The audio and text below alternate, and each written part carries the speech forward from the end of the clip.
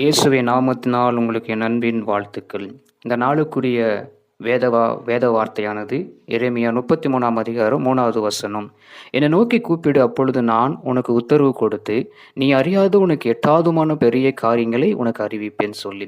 இந்த நாளில் ஆண்டவராகிய இயேசு கிறிஸ்துவை நம்ம நோக்கி கூப்பிடுறோமா? இன்னைக்கு யார் யாரையோ நம்ம நோக்கி கூப்பிட்டு கொண்டிருக்கிறோம்.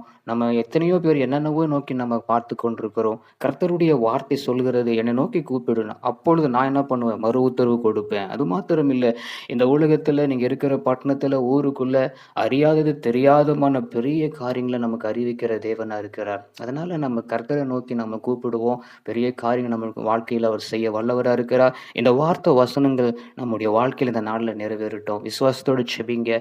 அது மாத்திரமில்ல, இந்த ஜீசஸ் பிளெஸிங் வேர்ல்டை நீங்க பார்க்குறீங்க. இந்த காணொளி மூலமா நீங்க பார்க்குற ஒவ்வொருத்தரும், நீங்க எங்கிருந்து பார்க்குறீங்க? என்ன பேரு? என்ன ஊரு?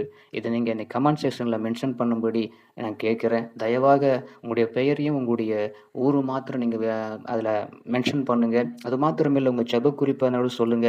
நாங்க ஜெபிப்பதற்கு ஒரு ஏதுவா இருக்கும். இதன் மூலமா நிச்சயமா வரப்போகிற காலத்துல நம்ம கர்த்தருக்காக எழும்பி பிரகாசிக்கிறதுக்கு இது ஒரு ஏதுவா இருக்கும். அது மாத்திரமில்ல, ஒரு ஐக்கியம் நம்ம உண்டாகுகிற ஒரு ஏதுவா இருக்கும். தயவா கேட்கிறேன். உங்களுடைய பெயரையும், உங்களுடைய ஊரையும் எனக்கு தெரியப்படுத்துங்க. கர்த்தர் தாமே ஆசீர்வதிப்பாராக. ஆமென்.